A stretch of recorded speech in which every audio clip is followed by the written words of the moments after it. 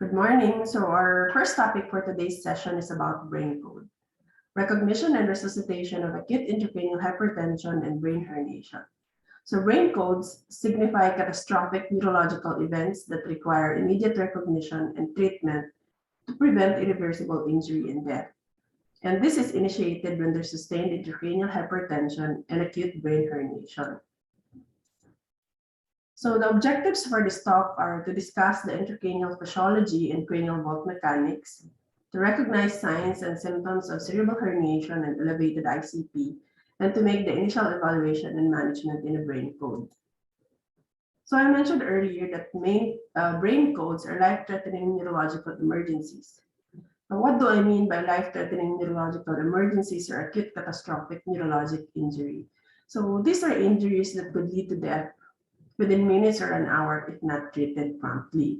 So many disease processes can result in acute intracranial hypertension, as demonstrated here in these representative CT scans, including subdural and epidural hematoma from a traumatic brain injury, large acute ischemic stroke, tumor, and intracerebral hemorrhage. These are the kind of patients that make the majority of our patients in the neuro-ICU. And the common denominator in all of these disease processes is the expansion in intracranial volume. Regardless of the cause, acute intracranial hypertension is associated with worse outcomes. As in cardiac arrest, a brain code mandates the organized implementation of a stepwise management algorithm. So this algorithm shows a tiered approach to escalating therapy based on response to previous intervention for the initial management of intracranial hypertension or cerebral herniation. So the reason why we call it a code is because when you're herniating, your brain is basically having a whole brain stroke, and all the neurons are potentially dying. So like in an ACLS code, you could die within minutes if not treated.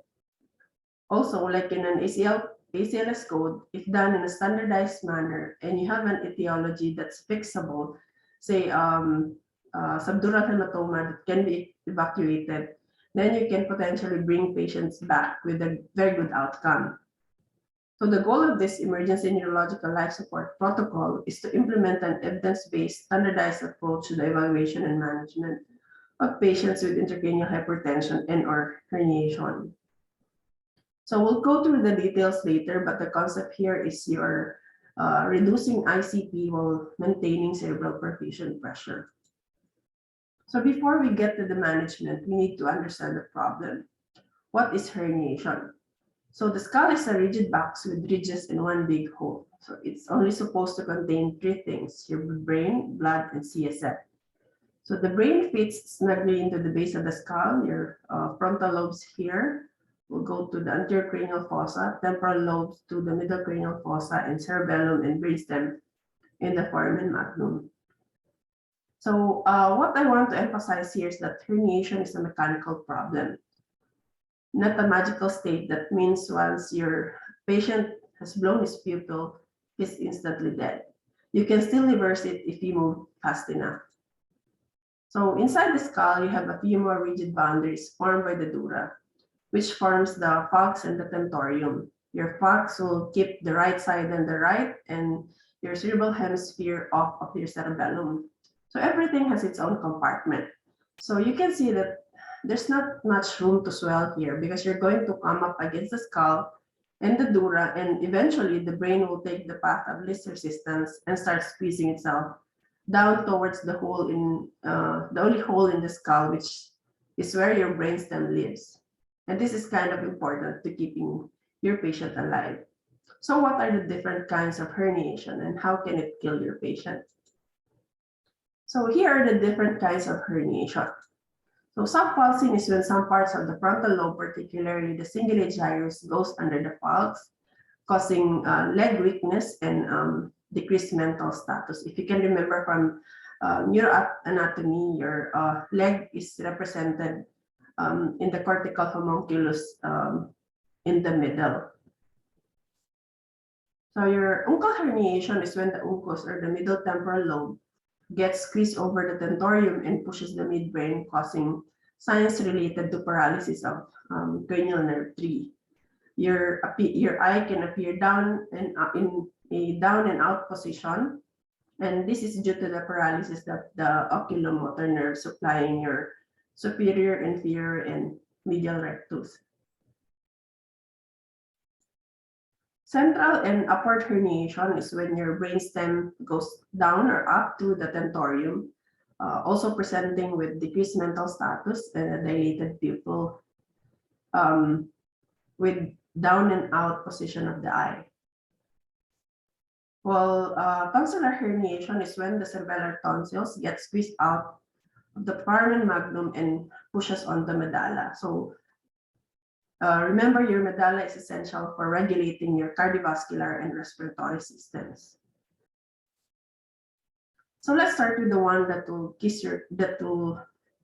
kill your patient fastest, cancellar herniation. So the typical patient here is someone that's had a cerebellar stroke or bleed, or a recent surgical procedure, say resection of a medulloblastoma.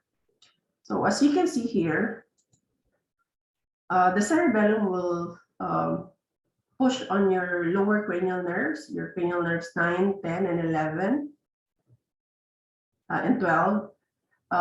So the patient may complain of some difficulty swallowing or breathing, or maybe even just tingling in their throat. And as it progresses, the pyramids can be affected, so the patient can start manifesting with quadriparesis, because if you remember, your pyramids is where your decussation happens. And then the cardiorespiratory centers get compressed, causing arrhythmias, irregular breathing, and cardiac and respiratory arrest subsequently. So because your reticular activating system, which is what keeps us awake, is located higher up in the brainstem, the patient here is generally awake. So for you guys, beware of patients getting admitted for dizziness, nausea, and vomiting. Make sure to do your neuro exam before your patient starts manifesting signs of lower cranial nerves, and then eventually quadriparesis and cone.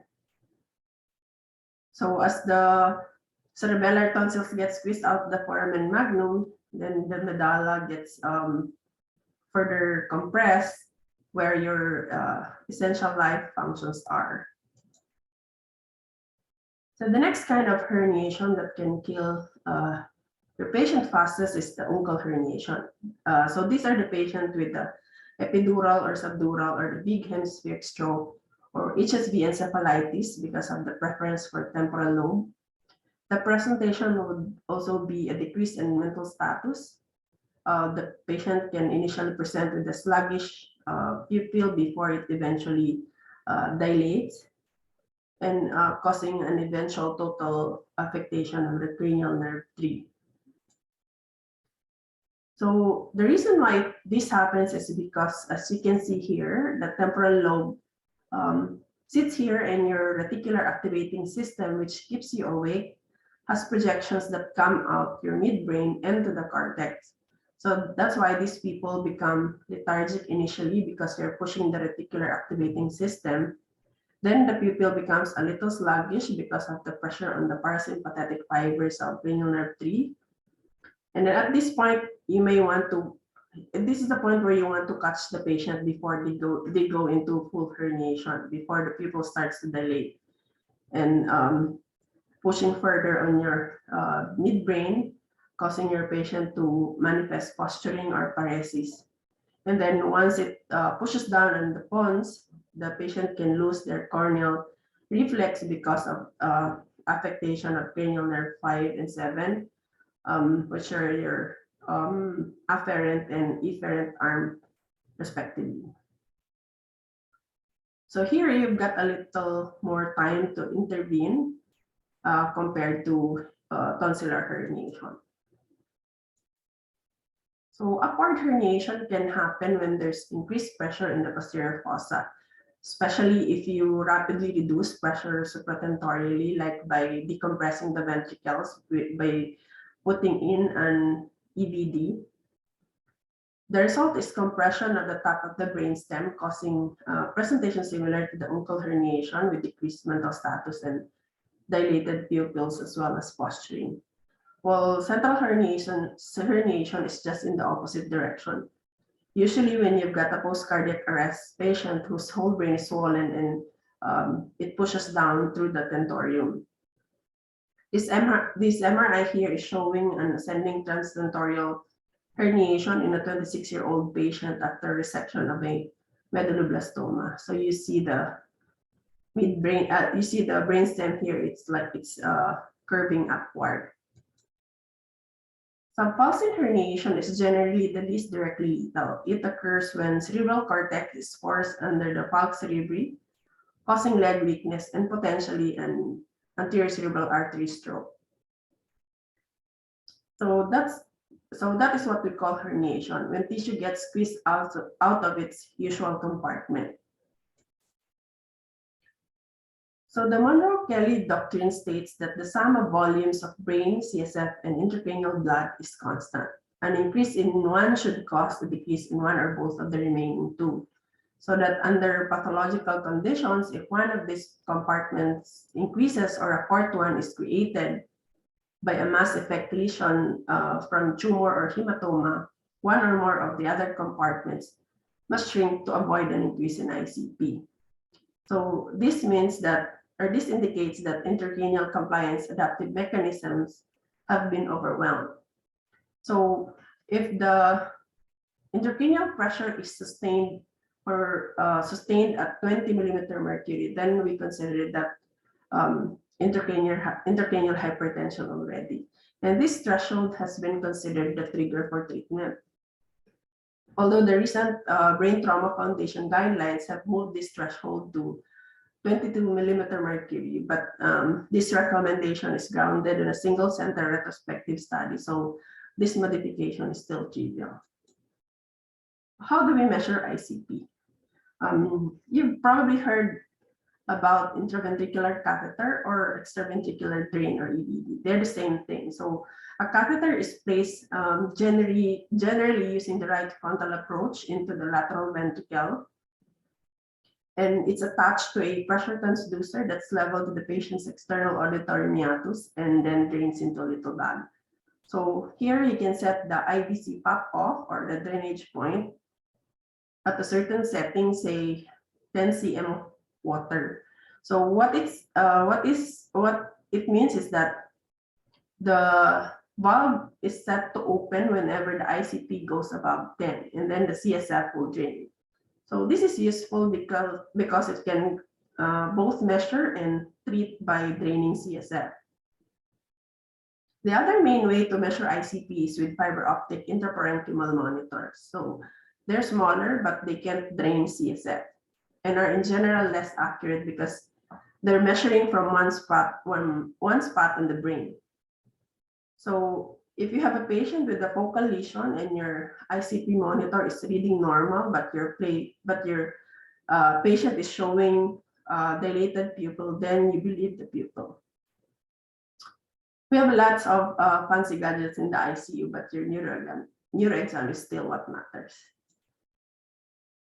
Okay, so now you've seen how to measure ICP, but why does ICP matter? So you can see in this graph that as brain volume increases significantly, your ICP can stay relatively low for a little while the brain tries to squeeze the CSF out of the skull and your autoregulation kicks in, vasoconstricting blood out of the skull.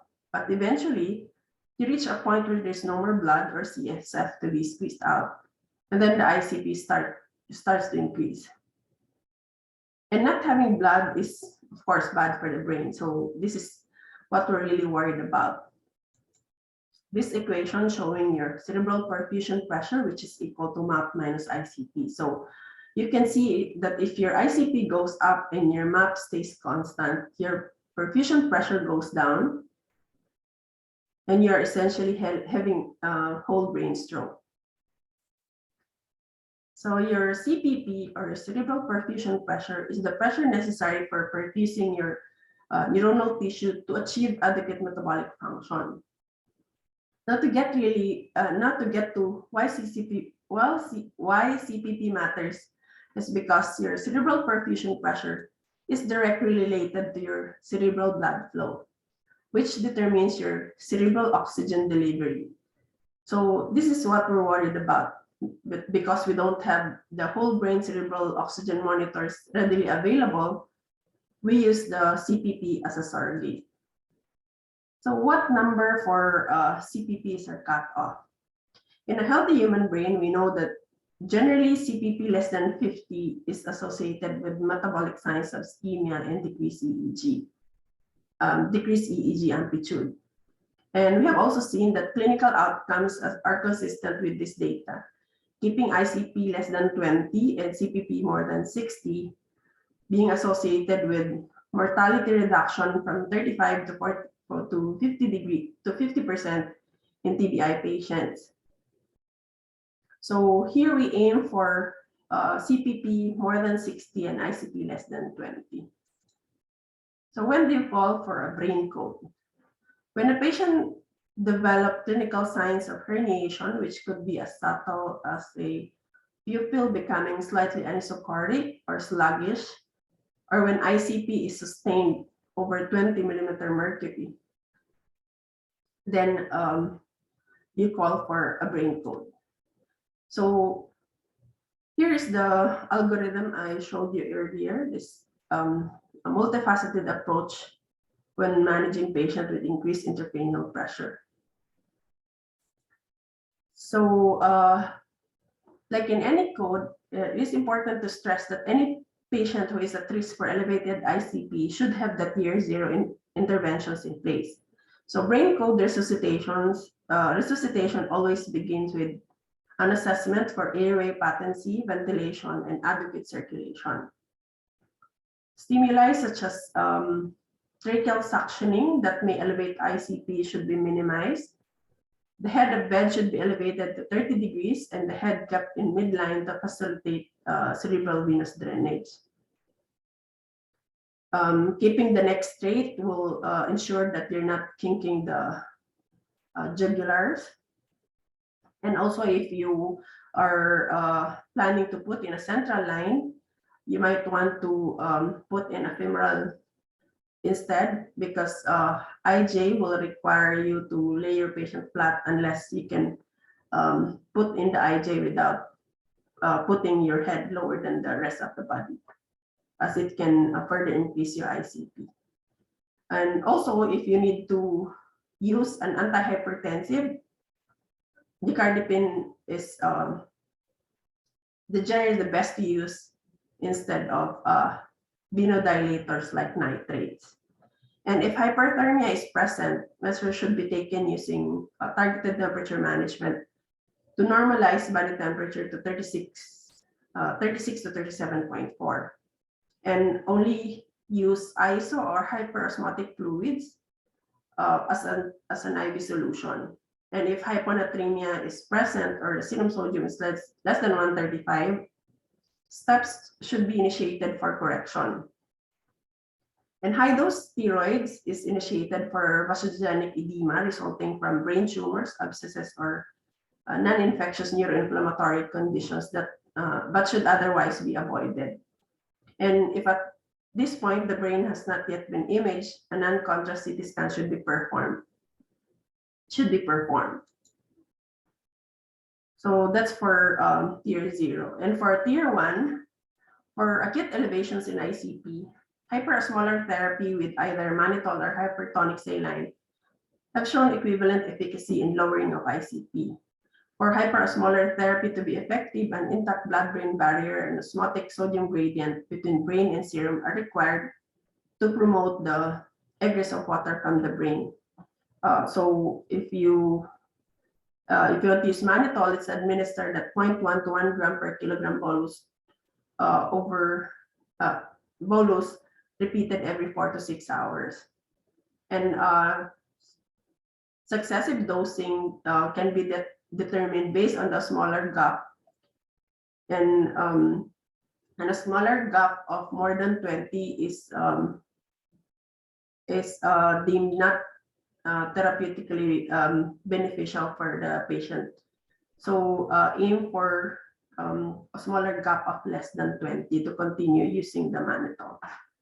And for hypertonic saline, it's available in 2 to 23.4% and can be administered as a bolus alone or in addition to mannitol. And hypertonic saline solution concentrations of more than 7.5 should be given by a central venous catheter. Although here in our institution, we HTS concentration of 3% is already given using a central venous catheter. But there were 2 pre-hospital trials using a 7.5 and 3% sodium chloride solutions via peripheral catheters, and they found no negative effects in the brain code setting. They found no negative effects using 7.5 and 3% via the peripheral catheters. So in the brain code setting, these treatments should not be withheld simply because central access is yet to be available.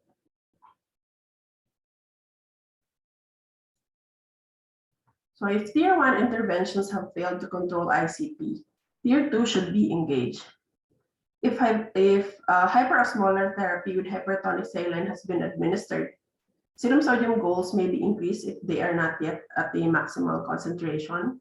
But in practice, serum sodium concentration of more than 160 is unlikely to provide significant additional benefit. And once the ICP has stabilized, serum concentration should be maintained at the current concentration until the brain edema has improved. And this is often achieved with intermittent boluses of 3% sodium chloride, during which serum sodium levels are monitored every 6 hours. It is controversial whether continuous infusion of 3% sodium chloride is beneficial for ICP control. And the sedation may be increased to aid in ICP management. And generally, you use the propofol, which has been shown to reduce cerebral metabolic demand and cerebral blood volume, consequently decreasing the ICP. Decompressive surgery is considered for brain-coded patients who have failed medical management, and other surgical interventions can include placement of EVD, evacuation of extra-axial lesion like the epidural hematoma, removal of intracerebral mass lesion, removal of brain parenchyma like in cerebellar mass, or large decompressive craniectomies. So now we go to tier 3. So the tier 3 measures represent the most aggressive level of management and also carry the highest risk of adverse effects. Rigorous randomized prospective studies are lacking, and recommendations are driven by consensus for this tier 3 management. And this includes the use of administration of barbiturates, particularly pentobarbital. But most patients do not tolerate pentobarbital boluses because of cardiovascular complications such as hypotension. And TTM for mild hypothermia, maybe 32 to 34 degrees, may be associated with a reduction ICP, but has not been shown to result in improved outcomes.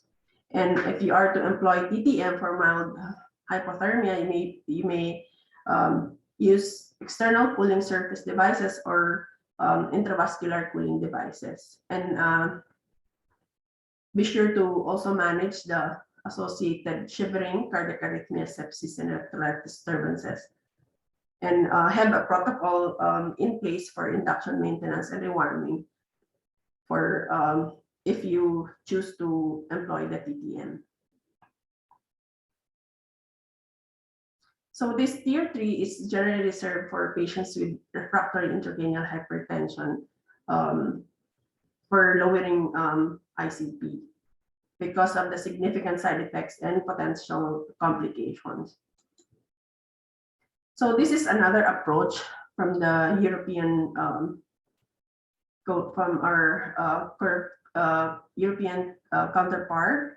So here is essentially using the same ICP-directed therapies, but they use the strict monitoring of ICP based on the numbers before increasing their therapy intensity level.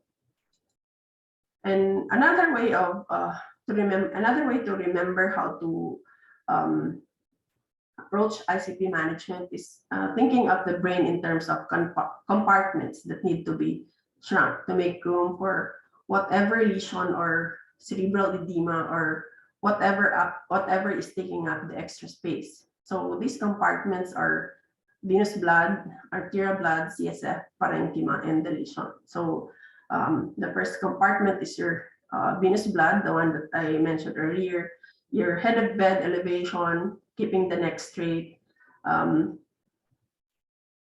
not using venodilating BP agents, as well as refraining from putting your head lower than the body in if there's a need for central line access. And for the arterial blood compartment, hyperventilation, decreasing metabolism by sedation and cooling are part of reducing your arterial blood volume. And for the brain parenchyma, the use of your osmotherapy, steroids, and surgical decompressive hemicraniectomy or suboccipital craniectomy are part of trying to shrink your brain parenchyma compartment. And the CSF by putting in EBD.